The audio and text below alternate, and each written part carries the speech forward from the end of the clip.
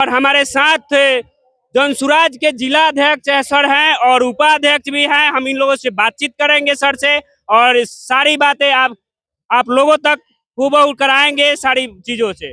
Sir सबसे पहले आप मेरे चैनल में आपका बहुत बहुत स्वागत है। आपके चैनल को और आपके चैनल को देखने वालों को बहुत बहुत धन्यवाद। सर क्या जरूरत पड़ गई आज मढ़ौरा के बंद चीनी मिल के प्रांगण में आज सर का प्रोग्राम है? देखिए, जरूरत तो पूरे बिहार को है और खासकर मढ़ौरा को यह जरूरत है कि इसी जगह आज से 10 साल पहले देश के प्रधानमंत्री इसी ग्राउंड के अंदर आकर बोले थे कि आप हमारे भारतीय जनता पार्टी को वोट दीजिए, हम अगले बार आएंगे। इसी मढ़ौरा चीनी मिल के चीनी उत्पादन होगा, उससे हम चाय पिएंगे। आप देख सकते हैं कि उत्पादन का तो छोड़ दीजिए, इसका दशा देख लीजिए कि बैठने लायक जगह नहीं है, घूमने लायक जगह नहीं है। ये देश के प्रधानमंत्री का बात है। तो आपको इसको क्या कहिए, जनता के साथ, मढ़ौरा के जनता के साथ इससे बड़ा धोखा कुछ नहीं हो सकता है कि देश का प्रधानमंत्री आकर जिस ग्राउंड में कहता हो कि हम चीनी का चाय पिएंगे, आप हमको वोट दीजिए, लेकिन वो आदमी 10 साल के बाद भी चीनी मिल पर कुछ बोल नहीं रहा है। इसलिए मढ़ौरा की जनता ने प्रशांत किशोर को पुकारा कि आप आवे, और प्रशांत किशोर आज आ रहे हैं और यहाँ से शंखनाद होगा। 2025 का यहीं से शंखनाद करेंगे कि जनसुराज सारण जिला में मजबूती के साथ 2025 का चुनाव लड़ेगा। सर जनसुराज प्रशांत किशोर जी जो हैं वो बोलते हैं कि हम 1 मिनट के अंदर दारू बंद कर देंगे। क्या लगता है सर कि दारू बंद हो जाएगी तो बिहार की प्रगति हो पाएगी? देखिए, दारू ऐसे भी बंद नहीं। नीतीश कुमार ऐसे मुख्यमंत्री हैं कि कल तक प्रखंड में 1 दुकानें थी। नीतीश कुमार का कैबिनेट डिसीजन है, ऑन रिकॉर्ड मैं बोल रहा हूं कि उन्होंने पंचायत के अंदर दुकान खुलवाने का काम किया था 2009 के बाद, और फिर उन्होंने इसको दारूबंदी कर दिया। दारूबंदी एक ऐसा चीज है कि इससे लोगों को, दारू बंद कीजिए अच्छी चीज है, लेकिन दुनिया के अंदर ऐसी कोई व्यवस्था नहीं है किसी देश में। वो जिसका नाम लेते हैं कि गांधी जी ने कहता था कि बंद कर दीजिए, गलत बात है। उन्होंने कहा कि आम जनता के सहयोग से हम उनके दिमागी बात को समझा बुझाकर ये दारू बंद कर सकते हैं। कानूनी तौर पर जब दारू आप बंद कीजिएगा, बंद है कहीं, होम डिलीवरी है। कल तक जो दुकान से मिलता था अब आपके पास घर पहुंच रहा है। आज के डेट में बिहार का एक बड़ा उद्योग बन गया है। बालू के बाद दारू माफिया, गांव-गांव तक दारू माफिया बैठे हुए हैं, और इसमें सरकार का जो पुलिस है पूरी तरह से इन्वॉल्व है। आम जनता को नहीं पता है कि कहाँ बिकता है दारू, लेकिन प्रशासन को पता रहता है। जब इसी बगल में मसरख के अंदर 2 बार घटनाएं घटी है कि जहरीली शराब पीने से लोगों का मृत्यु हो गया। अरे सरकारी तौर पर आप दुकान रखेंगे तो कम से कम गुणवत्तापूर्ण तो उसका रहेगा नू। ये तो गलत लोगों के द्वारा बनाया जा रहा है, उसका कोई कम्युनिकेशन नहीं है। वो कितना नेचुरल मिलाता है, कितना एथी मिलाता है, और हेमियोपैथ दवा से लोग दारू बनाते हैं। मसरख किसी अनुमंडल के अंतर्गत आता है। सैकड़ों लोगों ने अपनी जान गंवा दिया, लेकिन सरकार कहती है, सरकार का मुखिया कहता है कि पिएगा से मरेगा।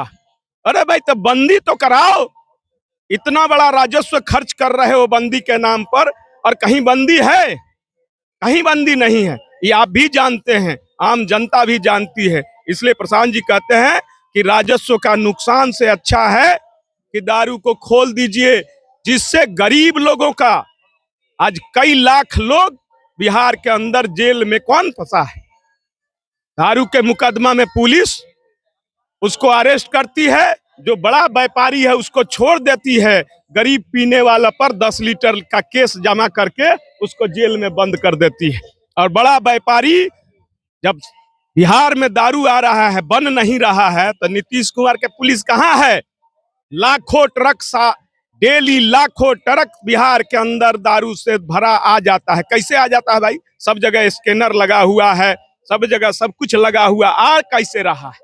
इस पर काम हो, इससे तो राजस्व का नुकसान। सवाल होती है कि नीतीश जी के सरकार में चाहे जो भी प्रशासन है, आए दिन दारूबंदी में लोगों को पकड़ रहे हैं, जो बेचने वाले हैं, जो पीने वाले हैं, आए दिन पकड़े जा रहे हैं। अरे देखिए, वो गरीब लोग पकड़ा जाता है, जो मजदूरी करता है, शाम दिन में मजदूरी किया 400 रुपया का, और 100 रुपया कहीं किसी जगह जाकर नकली दारू पी लिया, पुलिस को तो खाना पूर्ति करना है, और उसी के नाम पर 10 लीटर रख कर उसको जेल भेज देती है। खाना पूर्ति हो गया। नीतीश कुमार खाना पूर्ति की सरकार चल रही है, खाना पूर्ति करो और दारू बिकवाओ।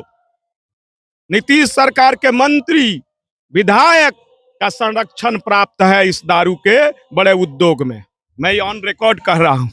सर, सारण जिला के आज मढ़ौरा प्रखंड में मढ़ौरा के बंद चीनी मिल में ये प्रोग्राम रखी गई है प्रशांत किशोर जी की। तो क्या आज आपकी सारण जिला के आप जिला अध्यक्ष भी हैं, तो क्या ये फर्स्ट मुद्दा रहेगी चीनी मिल चालू कराने? निश्चित रूप से हम इसीलिए यहाँ कार्यक्रम रखे हैं कि सारण वासियों को यह संदेश देंगे इसी जगह से कि जन स्वराज आपके सवालों को, आपके समस्याओं को, बिहार का समस्या पर यहीं से हम आगाज करने के लिए आज चीनी मिल के ही ग्राउंड को हमने चुना है। इसीलिए हम चुने हैं कि चीनी मिल के आंदोलन को विधिवत तरीका से लड़ाई लड़ेंगे, किसानों के साथ गोलबंद करके इस चीनी मिल को चालू कराने का प्रयास करेंगे। जनसुराज आएगा तो निश्चित रूप से गारंटी देते हैं कि चीनी मिल का चालू का प्रक्रिया शुरू किया जाएगा। जिस तरह से सर आज आप वादा कर रहे हैं, प्रशांत किशोर आएंगे स्टेज से, फिर वो वादा करेंगे, आए दिन पिछले कितने दिन पहले अपने देश के प्रधानमंत्री ये वादा करके गए हैं। तमाम लोग वादा करके जाते हैं सर, लोगों की विश्वास उड़ गई है कि ये लोग वादा करते हैं केवल। आप कैसे विश्वास दिलवाइएगा लोगों को, ये मढ़ौरा के लोगों को? दूसरे लोगों के वादे में और हमारे वादे में अंतर है। हम अगर वादा करते हैं तो उसका वैकल्पिक व्यवस्था के साथ वादा करते हैं, दूसरे लोगों की तरह जुमलाबाजी नहीं करते हैं। हमने कहा कि बिहार के तमाम वृद्धा लोगों को जो 400 रुपया पेंशन मिलेगा उसकी 2000 करेंगे, उसके लिए बजट का व्यवस्था करेंगे। दूसरा, पलायन का जो प्रक्रिया है कि यहाँ के नौजवान पलायन कर रहे हैं, हर को 10 से 15 हजार रुपये का रोजगार देंगे। उसके लिए हमने मनरेगा को खेती से जोड़ने का बात बोला है कि मनरेगा का पैसा जो पंचायतों के अंदर लूट हो रही है, नाहर छील दिया, पॉइंट छील दिया, गड्ढा मार दिया और पैसा उठा लिया। जब कृषि से मनरेगा को जोड़ेंगे तो निश्चित रूप से रोजगार बढ़ेगा और छोटे छोटे कृषि उपकरणों के माध्यम से खेती में अच्छा कमाने वाला खेती बनाएंगे, बेरोजगारी वहीं से खत्म हो सकती है। कोशिश तो करेंगे, हमने वैकल्पिक व्यवस्था के साथ कर रहे हैं। दूसरा चीज हमने कहा कि हम लोगों को रोजगार देंगे, उसके लिए बिहार सरकार के पास बिहार के लोगों का 4.5 लाख टैक्स आता है। वह पैसा कानून है भारत सरकार में कि उसका 70% आम लोगों के लिए लोन का व्यवस्था किया जाएगा। लेकिन बिहार में पूरे हिंदुस्तान में 70% दिया जाता है, लेकिन बिहार में लोन 30%। वो जो 50% लोन है जिसको दूसरे प्रदेश महाराष्ट्र के में खर्च होता है, गुजरात में खर्च होता है, दिल्ली में खर्च होता है, उस पैसा को हम ब्लॉक करेंगे, यही नौजवानों को रोजगार देंगे उस पैसा से।